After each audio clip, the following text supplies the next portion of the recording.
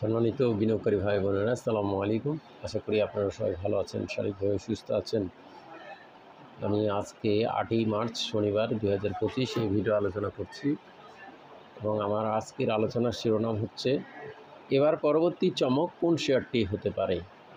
এই শিরোনাম নিয়ে বন্ধুরা আমি আজকে যেই আলোচনাটি করছি, এই আলোচনাটি পরবর্তী চমক বলতে যেটি বোঝানো হয়েছে সেটি আপনারা দেখেছেন ইতিপূর্বে বেশ কিছু শেয়ার একেবারে লো লেভেল থেকে অনেক ভালো 50%, 70%, 100% এইরকম প্রাইস আপ করেছে।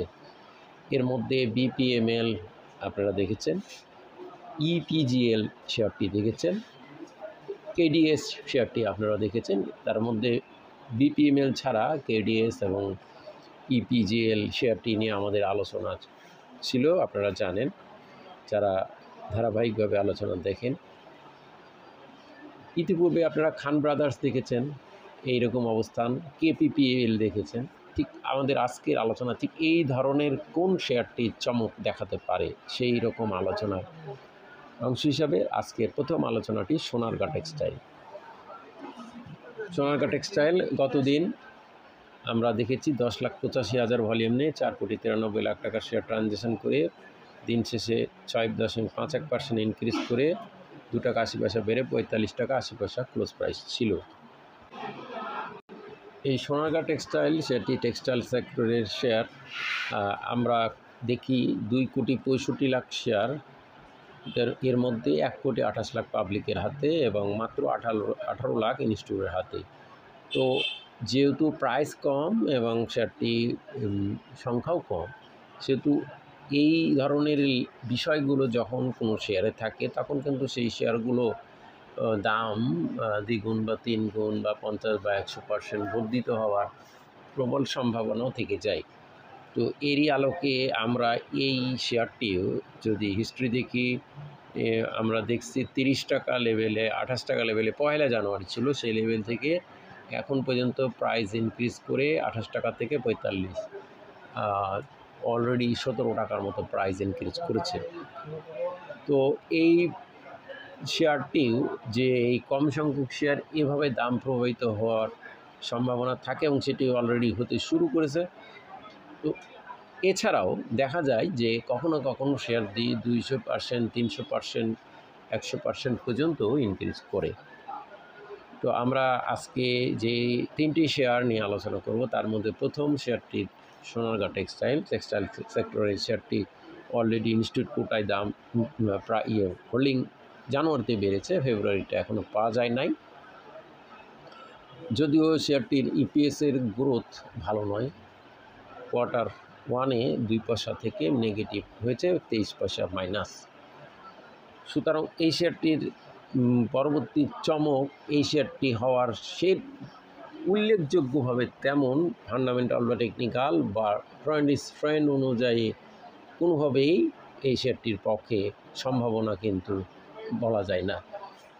এরপর আমরা দ্বিতীয় শেয়ারটি নিয়ে আলোচনা করব, যে শেয়ারটিরও কিন্তু অনেক সম্ভাবনাময় অবস্থান রয়েছে। জি বন্ধুরা, আমরা দ্বিতীয় যে শেয়ারটি আলোচনা করব সেটি হচ্ছে সেন্ট্রাল ফার্মা। যদিও শেয়ারটি জেড গ্রুপে চলে গেছে, 15,15,000 ভলিউম নিয়ে 1,90 লাখ টাকার শেয়ার ট্রানজ্যাকশন করে 4.10% ইনক্রিজ করে 50 পয়সা দাম বেড়ে 12 টাকা 70 পয়সা ক্লোজ প্রাইস ছিল। ফার্মাসিউটিক্যাল কেমিক্যাল সেক্টরের এই সেন্ট্রাল ফার্মা শেয়ারটি কিন্তু ইতিপূর্বে আমরা এই ধরনের চমক বেশ কয়েকবার দেখেছি এবং এই শেয়ারটির কিন্তু প্র্যাকটিস আছে বা শেয়ারটির কিন্তু এই ধরনের অভ্যেস রয়েছে প্রাইস দ্বিগুণ 3 গুণ হওয়ার। তো তারই ধারাবাহিকতায় এই শেয়ারটিও কিন্তু আমরা 12 লেভেল থেকে গত 4ই মার্চ মাসে 12 টাকা 10 পয়সা থেকে 12 টাকা 70, কিন্তু এখন পর্যন্ত তেমন সিগনিফাইন্ট বিষয় এখানে পরিলক্ষিত হয়নি। যদিও শেয়ারটির ফান্ডামেন্টাল বা টেকনিক্যালের হিসাবগুলো বাদ দিলে যদি ফান্ডামেন্টাল রেশিও দেখা যায় তাহলে মাইনাস ইপিএস, সেক্ষেত্রে ইপিএস অনুযায়ী কোনোভাবেই সম্ভাবনার এখানে দেখা যায় না। এরপর এই শেয়ারটির যদি আমরা দেখি ইনস্টিটিউট হোল্ডিং জানুয়ারিতে কমে গেছে, 6.82 পাবলিক বেড়েছে। সেক্ষেত্রেও আমরা এখানে সে ধরনের সম্ভাবনা গ্রো করতে দেখি না, যদিও এভারেজ প্রাইস অনেক বেশি, সেই লেভেল থেকে অনেক কম। এছাড়া এই সেন্ট্রাল ফার্মা শেয়ারটির শুধুমাত্র অতীত হিস্ট্রি ছাড়া এই শেয়ারটির তেমন উল্লেখযোগ্য কোনো পারফরম্যান্স আমরা দেখছি না। তাছাড়া তেমন কোনো বড় ধরনের ভলিউমও এখানে আমরা ক্যারি করতে দেখিনি রিসেন্ট টাইমে। তবে শেয়ারটির যেহেতু হিস্ট্রি আছে, সেহেতু এই হিস্ট্রি আলোকে কিন্তু এই সম্ভাবনাকেও কিন্তু একেবারেই উড়িয়ে দেওয়া যায় না। তারপরে বন্ধুরা, এই শেয়ারটির আরেকটি বিষয়, এখনও ফেব্রুয়ারি মাসের হোল্ডিংটা আসে নাই। যদি ফেব্রুয়ারি মাসের হোল্ডিংটা ইনস্টিটিউট কোটায় পুনরুদ্ধার হয়, দ্যাট মিনস 6.82 যেটা কমে গেছিলো জেডে চলে যাওয়ার কারণে, সেটা পুনরুদ্ধার হয় বা সামনে এ গ্রুপে প্রতিনিয়ত হতে থাকে, তাহলে কিন্তু এই সম্ভাবনাটাকে কিন্তু যে চমক, পরবর্তী চমক তার হিস্ট্রি আলোকে, সেটা কিন্তু হতে পারে বা সম্ভাবনা উড়িয়ে দেওয়া যাবে না। এরপর আমরা আজকের আলোচনার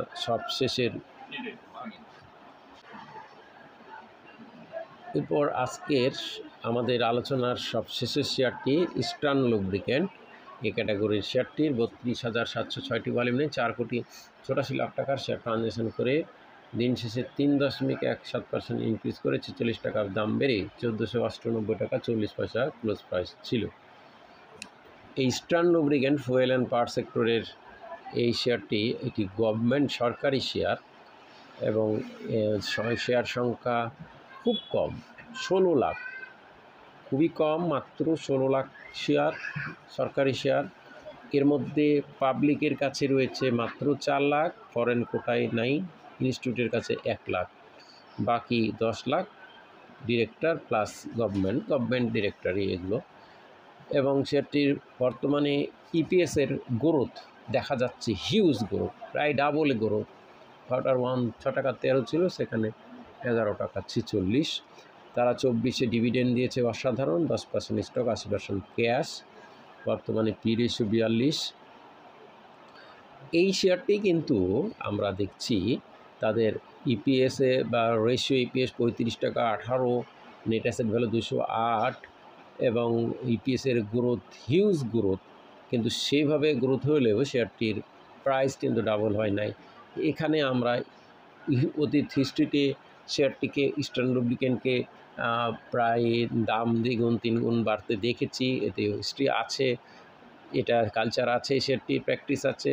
তো এই শেয়ারটি কিন্তু অন্যান্য যে আমরা আরও দুটো শেয়ার আলোচনা করলাম, সেই দুটো শেয়ারের তুলনায় এটা এটা এগিয়ে আছে। সেই ধরনের এবার পরবর্তী চমক হওয়ার ক্ষেত্রে এই শেয়ারটির কিন্তু সম্ভাবনা উড়িয়ে দেওয়া যায় না। অন্যান্য দুটি থেকে এটা প্রবল সম্ভাবনা কিন্তু ক্যারি করছে। তারপরে দেখুন, অলরেডি 27 ফেব্রুয়ারি 1337 ছিল, সেই লেভেল থেকে 1498, 150 টাকার প্লাস প্রাইস ইনক্রিজ করেছে এবং এখন পর্যন্ত কোনো বড় ভলিউম হয়নি, অফলোডিং বা ডিস্ট্রিবিউশনের মতো ভলিউম হয় নাই। শেয়ারটির ইপিএসের দিক দিয়েও মোটামুটি পজিটিভ আছে, ভালো একটা ইপিএসের growth, net operating cash flow অনেক হিউজ পরিমাণে বৃদ্ধি। শেয়ারটির ট্রেন্ড ফ্রেন্ড বিবেচনায়, অন্যান্য ইন্ডিকেটর বিবেচনায় কিন্তু সে ধরনের সিগনালে উড়িয়ে দেওয়া যায় না। ওভারঅল আমি মনে করি যে যেহেতু এটি খুব কম সংখ্যক শেয়ার এবং কম সংখ্যক শেয়ারে এ ধরনের 2-3 গুণ, তাছাড়া হিস্ট্রিতে সেটির এরকম প্র্যাকটিস আছে, ওভারঅল সব কিছু বিবেচনায় আমি মনে করি এই ইস্টার্ন লুব্রিক্যান্ট শেয়ারটি পরবর্তী চমক হওয়ার সম্ভাবনাকে উড়িয়ে দেওয়া যায় না।